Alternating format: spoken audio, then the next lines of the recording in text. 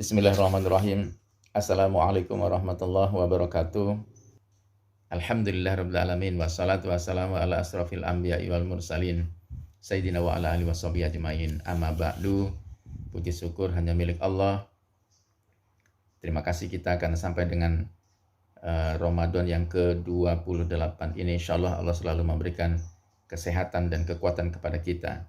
Dan kita selalu berdoa semoga amal ibadah kita yang lalu-lalu diridhoi dan diterima oleh Allah Subhanahu wa taala. Salawat serta salam semoga tercurah kepada Nabi kita Nabi Muhammad sallallahu alaihi wasallam yang insyaallah kita nantikan syafaatnya di yaumil akhir nanti.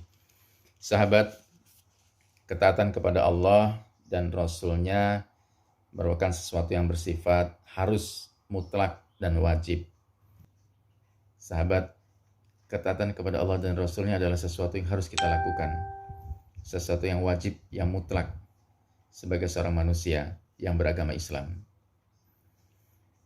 Untuk apa ketaatan yang kita lakukan itu? Insyaallah ketaatan yang kita lakukan ingin mendapatkan rahmat dari Allah Subhanahu wa taala. Ingin mendapatkan kasih sayang Allah Subhanahu wa taala. Karena orang-orang yang diberikan kasih sayangnya Allah sajalah yang dia akan selamat, bukan saja di dunia ini tetapi sampai di akhirat kelak. Oleh karenanya, ketika kita ingin mendapatkan kasih sayangnya Allah, maka doa, minta agar mendapatkan kasih sayang Allah itu selalu kita panjatkan, baik setelah sholat maupun di luar sholat. Sebagaimana dalam surat Ali Imran ayat 132, A'udzubillahi minasyaitonirrajim, wa ati'ullaha wa rasulah la'alakum turhamun.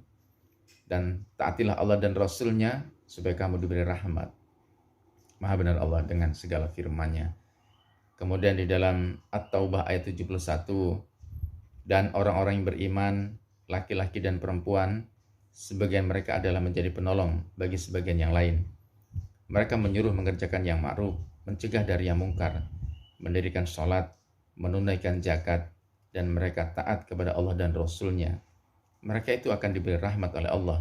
Sesungguhnya Allah Maha Perkasa lagi Maha Bijaksana. Oleh karenanya, ketika Muslim memahami betul kewajiban kita untuk taat kepada Allah dan agar mendapatkan rahmat-Nya, maka sahabat yang bernama Amr bin Jamuh yang usianya lebih dari 70 tahun, kemudian kakinya pincang akibat peperangan yang pernah dia ikuti sebelumnya, dengan ikhlas, dengan semangat yang tinggi mendaftarkan diri untuk bisa diikutkan dalam perang-perang selanjutnya. Meskipun anak-anaknya menghalanginya karena memang umurnya sudah tua dan kondisinya pincang. Tetapi apa yang dikatakan Amr bin Jamuh? Dia katakan bahwa justru dengan kakiku yang pincang ini aku ingin mendapatkan surganya Allah.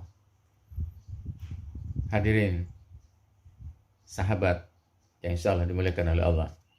Kemudian juga ada lagi Abdullah bin Umi Maktum yang matanya buta juga datang kepada Rasulullah untuk menunjukkan ketaatannya dengan mendaftarkan diri sebagai anggota pasukan mujahid.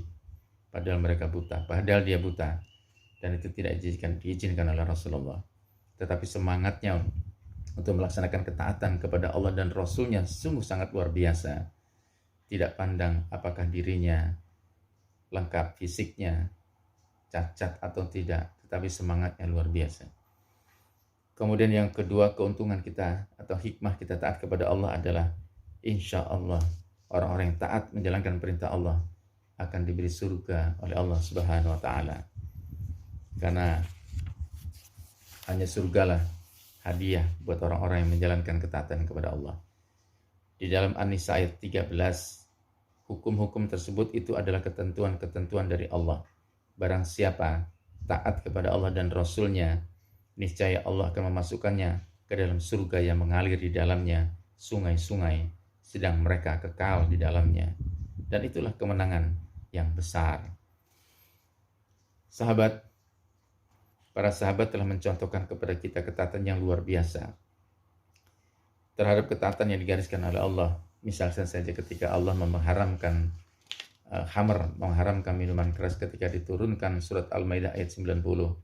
Meskipun sebenarnya mereka masih sangat menyukai yang minuman keras itu, tapi mereka langsung membuang minuman keras itu ke jalan-jalan di kota Madinah, sehingga jalan-jalan itu pada saat itu menjadi becek.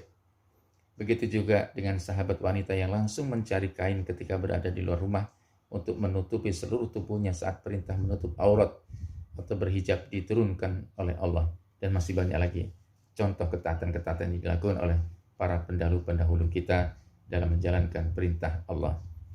Kemudian hikmah yang ketiga, ketika kita taat kepada Allah, keuntungannya adalah nanti insya Allah akan dikelompokkan bersama orang-orang yang mulia. Siapa orang-orang yang mulia itu? Orang-orang yang mulia itu adalah para nabi, orang-orang yang benar, orang-orang yang soleh, orang-orang yang mati syahid, orang-orang yang syuhada. Itulah orang-orang mulia. Dan nanti insya Allah orang-orang yang taat menjalankan perintah Allah akan dikumpulkan bersama-sama orang-orang yang mulia itu. Di dalam surat An-Nisa ayat 69, dan barang siapa yang mentaati Allah dan Rasulnya, mereka itu akan bersama-sama dengan orang-orang yang dianugerahi rahmat oleh Allah. Siapa dia? Para nabi, para siddiqin, orang-orang yang mati syahid, dan orang-orang yang soleh. Dan mereka itulah teman yang sebaik-baiknya. Semoga ada hikmahnya. Wallahu a'lam bishawab. Astagfirullahaladzim. Saya akhiri. Assalamualaikum warahmatullahi wabarakatuh.